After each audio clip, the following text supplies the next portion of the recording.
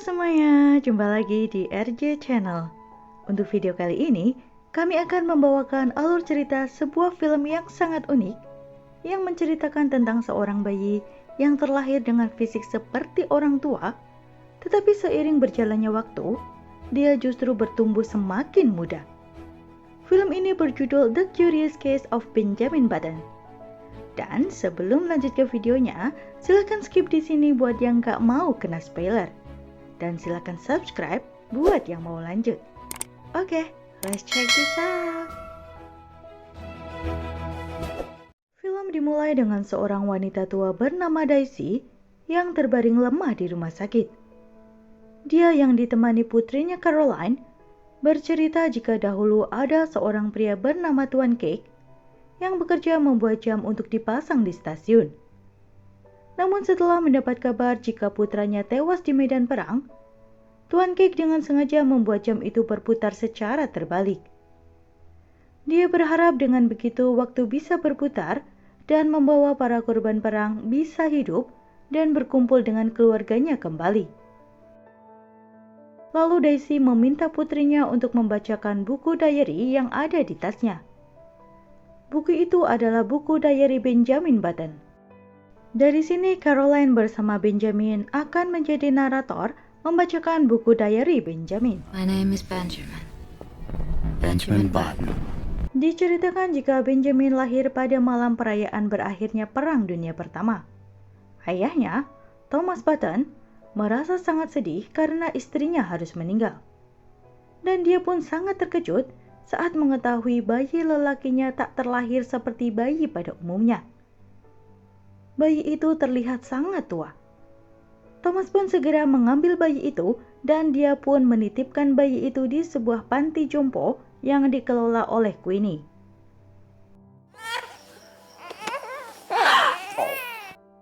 Queenie merawat Benjamin dengan sepenuh hati, hingga dia pun bertumbuh seiring usianya.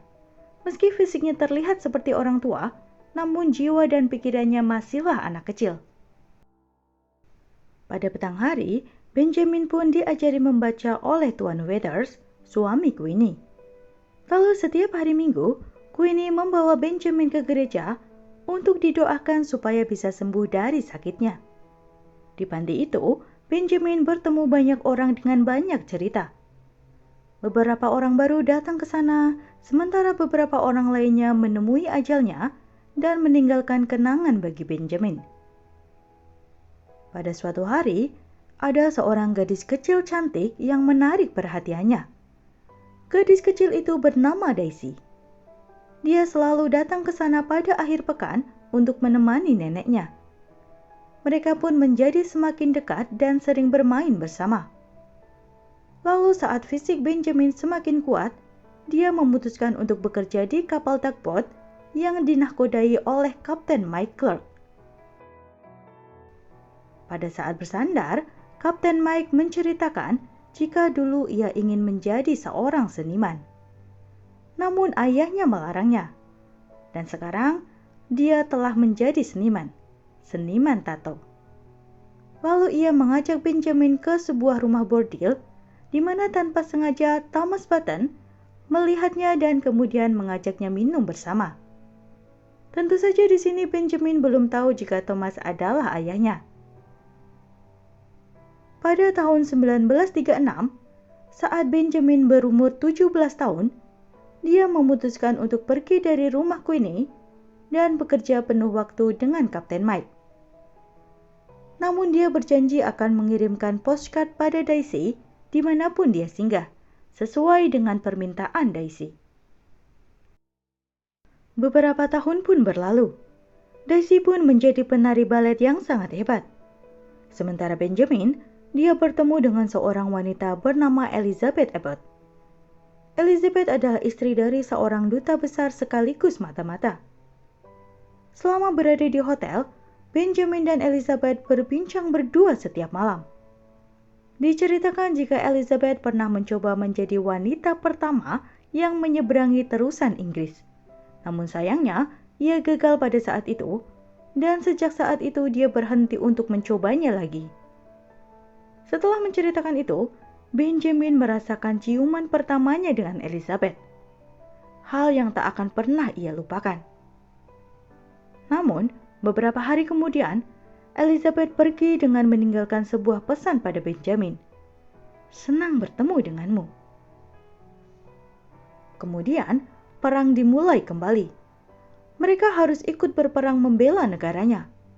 Hingga pada suatu malam, mereka melihat sebuah kapal yang telah terbakar, dan sebuah kapal selam muncul dan bertabrakan dengan kapal mereka. Kemudian terjadi adu tembak di antara mereka, hingga beberapa awak kapal tewas, termasuk Kapten Mike.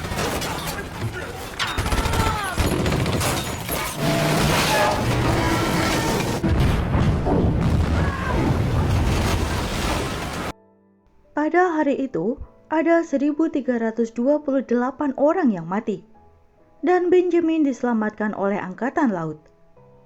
Kemudian pada Mei 1945, saat Benjamin berusia 26 tahun, dia kembali ke rumah. Queenie sangat senang dengan kedatangannya. Tak lama setelah itu, Benjamin pun bertemu dengan Daisy yang sangat terkejut melihat penampilan Benjamin. Benjamin dan Daisy pun menikmati pertemuan mereka dan menghabiskan banyak waktu menyenangkan bersama. Kemudian, Benjamin pun bertemu kembali dengan Thomas Button yang kini telah semakin tua. Pada saat itu, Thomas menceritakan tentang usaha pembuatan kancing yang digelutinya. Dia pun mengajak Benjamin melihat kantornya dan juga pabriknya. Lalu Thomas pun mengatakan bahwa Benjamin adalah anaknya. Benjamin, you're my son. Dia berkata bahwa dia menyesal telah meninggalkan Benjamin. Benjamin tentu saja sangat terkejut mendengar pengakuan Thomas. Setelah itu, Benjamin pun melihat foto-foto ibunya, sementara ayahnya menceritakan kenangannya saat bertemu ibu Benjamin. Thomas berkata bahwa ia ingin mewariskan semua hartanya pada Benjamin. Benjamin pun segera pergi mendengar hal itu. Kemudian dia pun menceritakan hal itu pada Queenie, yang tentu saja sangat kesal mendengar Thomas yang tiba-tiba datang setelah menelantarkan Benjamin selama bertahun-tahun. Namun beberapa hari kemudian, Benjamin mendatangi ayahnya dan mengajaknya duduk di tepi danau menunggu matahari terbit, seperti yang Thomas bilang sering ia lakukan pada waktu kecilnya. Benjamin mengingat Kapten Mike pernah berkata, Be mad as a mad dog at the way things went. You can swear and curse the fates. But when it comes to the end, you have to let go. Kau bisa marah seperti anjing gila atas apa yang terjadi. Kau bisa menyumpahi dan mengutuk takdir. Tapi ketika sampai di penghujungnya, kau harus merelakannya. Hingga akhirnya, dia pun memaafkan ayahnya. Tak lama kemudian ayahnya pun meninggal. Benjamin datang bersama Queenie ke pemakamannya. Lalu Benjamin pun pergi ke New York untuk mendatangi pertunjukan ballet Daisy. Dia pun menemuinya setelah pentas dan mereka pergi ke pesta bersama. Namun sayangnya, Daisy telah jatuh cinta dengan rekan baletnya. Tak berapa lama sejak saat itu, Benjamin mendapat kabar bahwa Daisy mengalami kecelakaan di Paris. Benjamin pun segera datang ke sana menemui Daisy.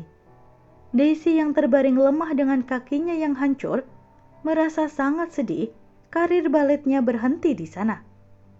Dan dia yang melihat Benjamin dengan penampilan yang sangat muda dan sangat sempurna, merasa malu saat Benjamin datang. Hingga akhirnya ia pun mengusirnya. Beberapa lama kemudian, Daisy kembali dan menemui Benjamin. Mereka yang masih saling memendam rasa pun akhirnya bersatu kembali. Mereka menghabiskan banyak waktu menyenangkan bersama. Dan setelah Queenie meninggal, Benjamin pergi dari panti Queenie. Dia pun menjual rumah warisan ayahnya dan membeli sebuah apartemen untuk tinggal bersama Daisy. Mereka banyak menghabiskan waktu menyenangkan berdua. Lalu Daisy yang tak bisa melanjutkan karir baletnya, membuka sebuah kelas balet untuk anak-anak. Tak lama setelah itu, Daisy pun hamil. Kendati Daisy sangat bahagia menyambut bayi mereka, Benjamin merasa ketakutan karena dia tahu semakin hari fisiknya menjadi semakin muda dan dia tak yakin bisa menjadi seorang ayah dengan kondisinya yang seperti itu. Pada saat yang sama, dari televisi, Benjamin melihat Elizabeth Abbott pada akhirnya berhasil berenang menelusuri terusan Inggris dan mencapai impiannya. Beberapa bulan kemudian, Daisy pun melahirkan seorang bayi perempuan. Benjamin sangat lega ketika mengetahui bahwa bayi itu terlahir normal, tak seperti dirinya. Dia pun memberi nama anak itu Caroline. Jadi Caroline yang sedang membacakan buku diary di depan Daisy adalah anak dari Benjamin. Dia pun baru mengetahuinya pada saat itu. Kembali pada Benjamin, putrinya tumbuh dengan sangat baik. Namun ketakutan Benjamin semakin nyata. Fisiknya semakin hari semakin muda. Hingga akhirnya dia menjual semua aset warisannya dan memberikannya pada Daisy supaya dia bisa merawat Caroline dengan baik. Lalu dia pun pergi meninggalkan mereka. Dia sengaja pergi sebelum putrinya mampu mengingatnya. Setelah itu Benjamin menjalani hidupnya dengan pergi ke berbagai negara dan menjalani kehidupan sederhananya. I hope you live a life you're proud of. Hingga pada suatu ketika, saat Daisy telah selesai dengan kelas baletnya, Benjamin tiba-tiba muncul di hadapannya dengan fisik yang semakin muda. Daisy pun mengenalkan Benjamin pada Caroline dan juga suaminya. Benjamin pun turut bahagia melihat Daisy dengan keluarga barunya. Meski begitu, Daisy mendatangi hotel Benjamin dan mereka menghabiskan malam bersama. Lalu dia pun harus merelakan Daisy pergi dari kehidupannya. Good night, Benjamin. Good night, Daisy. Lalu pada suatu hari, Daisy mendapat panggilan dari panti sosial. Ternyata di sana petugas sosial menemukan Benjamin yang tinggal di bangunan terlantar dengan buku diary bertuliskan nama Daisy. Daisy pun menemui Benjamin yang telah berubah menjadi seorang anak kecil. Benjamin tak mengingatnya sama sekali, karena sebenarnya ingatan dan jiwanya adalah ingatan orang tua. Namun Daisy berusaha mendekatinya dan juga merawatnya. Meskipun tingkah Benjamin menjadi anak kecil yang susah diatur, Daisy terus sabar merawatnya. Bahkan, Daisy pindah ke panti itu supaya bisa merawat Benjamin dengan lebih baik. Hingga waktu terus berjalan, sampai fisik Benjamin menjadi semakin kecil dan terus berubah menjadi balita. Pada tahun 2002, jam buatan Tuan Cake yang berada di stasiun diganti dengan jam yang baru. Lalu pada musim semi tahun 2003, Daisy memangku bayi Benjamin yang terus menatap matanya. Daisy yakin pada saat itu Benjamin bisa mengingatnya. Lalu bayi Benjamin pun menutup mata dan menutup juga usianya.